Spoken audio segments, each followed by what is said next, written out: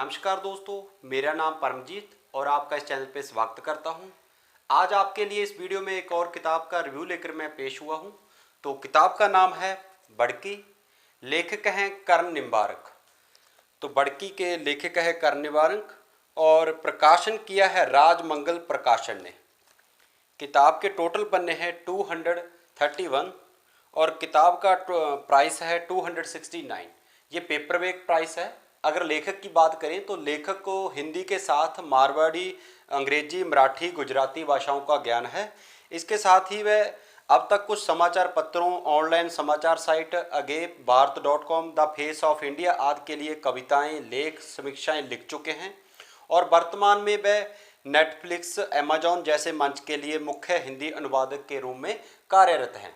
अगर किताब की भाषा शैली की बात करें तो में हिंदी भाषा की प्रथम भाषा यूज की गई है, जो इंडिया में सभी प्रांतों में जहाँ पे हिंदी भाषा को प्रथम स्थान है वो लैंग्वेज यूज की गई है। और जो पंजाब या अन्य और क्षेत्र हैं जहाँ पे हिंदी को द्वितीय स्थान है, हिंदी की द्वितीय भाषा प्रयोग की जाती है, तो उनके लिए ये थोड़ी सी मुश्किल शब्दावली है।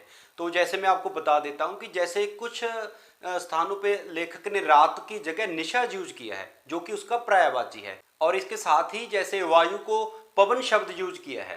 तो लेखक ने कुछ कुछ शब्द हैं जो प्रथम हिंदी के यूज किए हैं, पर इन शब्दों की इतनी भी भरमार नहीं है बुक्स में कि आप ये किताब पढ़ ही नहीं पाओगी। पर कहीं कहीं जगह आपको दिक्कत आ सकती है अगर आप पंजाबी टच में हो या कई अन्य क्षेत्र से बिलोंग करते हो जहाँ पे हिंदी का द्वितीय स्थान है।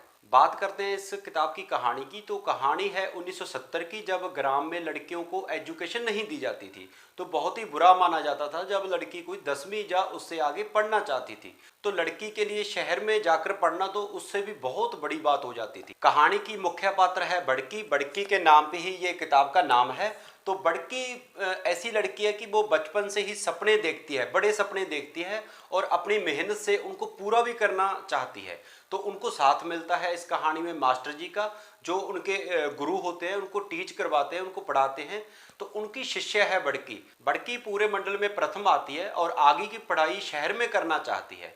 तो इसलिए उनकी मां नारायणी तो उनका साथ देती है, परंतु जो उनके पिता चतुर्भुज होते हैं और भाई परशुराम होते हैं वह नहीं चाहते। मन में चतुर्भुज चाहते हैं कि मेरी लड़की पढ़े, पर जो समाज की मर्यादा है, जो रीति रिवाज हैं, जो लड़की को आगे पढ़ाने का उस टाइम में रोकते थे, तो उस लज्जा के कारण वह नहीं चाहते कि उनकी लड़की है जो शहर में पढ़ने जाए। तो बड़की की इस स्थिति के साथ साथ ही एक और घटना घटती है कि एक ग्राम की लड़की किसी लड़के के साथ भाग जाती है। तो ये बात भी पूरे गांव में फैल जाती है कि बड़की है जो आगे पढ़ना चाहती है शहर में। तो तब का जो समय था 1970 का, तब ग्राम की जो पंचायत होती थी और ठाकुरों का फैसला ही अंतिम फैसला माना जाता था। तो कोई भी उनके खिलाफ कोई बोल नहीं सकता था। तो वो मता ये पास करते हैं कि बड़की को आगे शहर में पढ़ाना हमारे गांव के लिए और आपके परिवार के लिए बहुत ही कलंकित बात है। तो यहीं से कहानी में ट्विस्ट आने शुरू हो जाते हैं और आगे के सवाल ये हैं कि क्या बड़की पढ़ेगी, क्या वह शहर जाएगी, क्या उनके जो रीति रिवाज हैं जो वो बदलेंगे या नहीं बदलेंगे, ग्राम पंचायतें क्या करती हैं। तो बहुत सारे सवाल हैं जो आपको किताब पढ़ने के बाद ही पता चलेगा। लेखक की शैली मुझे बहुत पसंद आई, जो उन्होंने व्यंग यूज किए हैं। जैसे कोई बात हो रही है तो साथ में ही कोई ऐसा मुहावरा यूज किया है जो उस घटना पे पूरा सटीक बनता है। तो उसके दो दो अर्थ निकलते हैं। तो आपको मैं उसी तरह के कुछ किस्से हैं जो इसमें आपके साथ शेयर करता हूं। जैसे कि यह स्थिति है कि भाई पता है मैं पूरे मंडल में प्रथम आई हूं और मास्टर जी तो कह रहे थे कि मुझे शहर जाकर आगे पढ़ाई करनी चाहिए। कुछ घटनाएं आकस्मिक होती हैं। जहां बड़की की बात पूरी हुई वहां मोटरसाइकिल से काला जा चिकनाहट भरा द्रव पिचकारी की तरह परशुराम के मुंह पर लग गया और परशुराम के मुंह से निकल पड़ा, कर दिया मुंह काला। तो ये इनके जहां पे दो मतलब निकल रहे हैं। पंचायत शासन में गांव के हर मनुष्य के लिए किसी भी लड़की का पढ़ना, आगे बढ़ना जैसे मुंह पर कालिख पोतने समान कृत्य था।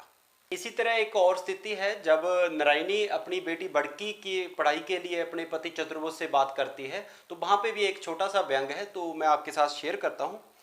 नारायणी एक छोटे से चमच में घी भरकर चतुर्भुज की ओर बढ़ाते हुए बोली, लाइए रोटी पर घी लगा दूं।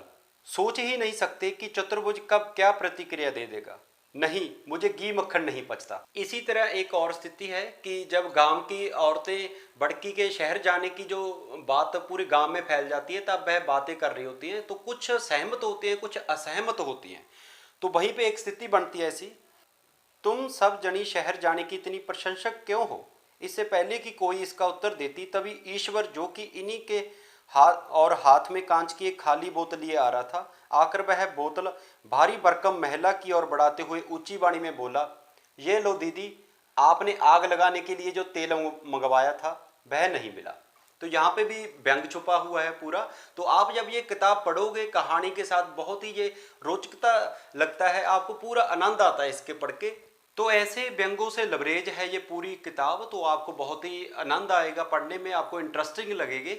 तो बाकी अगर इस किताब की थोड़ी कमी की बात करें तो मुझे फर्स्ट हाफ तो बहुत ही ज़्यादा अच्छा लगा, लेकिन जो सेकंड हाफ है तो वो थोड़ा सा मुझे लगा कि लेखक और लिख सकते थे, अच्छे ढंग से कुछ और बातें कह सकते थे। तो थोड़ा सा वहाँ पे मुझे थोड़ी सी निराशा हुई है। ज़्यादा नहीं, बहुत ही अच्छी किताब है, आपको भी बहुत आनंद आएगा।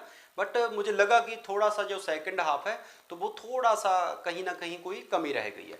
और इसके प्रकाशक की बात करें तो उनसे मैं बहुत ही ज़्यादा निराश हूँ, क्योंकि उन्होंने ये किताब पूरे 232 पेज की बना दी है, जो कि तकरीबन 180 या 90 पेज में आ जाती। इसका कारण ये है कि वो उन्होंने गैप बहुत छोड़ा है। ये सिर्फ इतना ही होता कि पेज बढ़ाने के चक्कर में, पहले भी एक मैंने ऐसी ही किताब रीड की थी जो कि 100 पेज की किताब थी, और लेखक जो प्रकाशक हैं उन्होंने उनको 150 में बढ़ा दिया था, क्योंकि इसका जो गैप है बहुत ज़्यादा दे देते हैं, इससे पेज बढ़ जाते हैं, पेज बढ़ने से वो पैसे बढ़ा देते हैं। तो ये पैसे का मामला है। तो मुझे लगता है कि लेखकों को इस चीज़ पे ध्यान देना चाहिए और प्रकाशकों के साथ बात करनी चाहिए कि आप कतई ऐसा ना करें। ऐसा करने से किताब की शोभा नहीं बढ़ती और साथ में पाठक भी निराश होते हैं। तो बाकी मुझे ओवरऑल ये किताब बहुत अच्छी लगी। अगर रेटिंग की बात करें तो 5 में से 4 मैं इनको रेटिंग देता हूँ।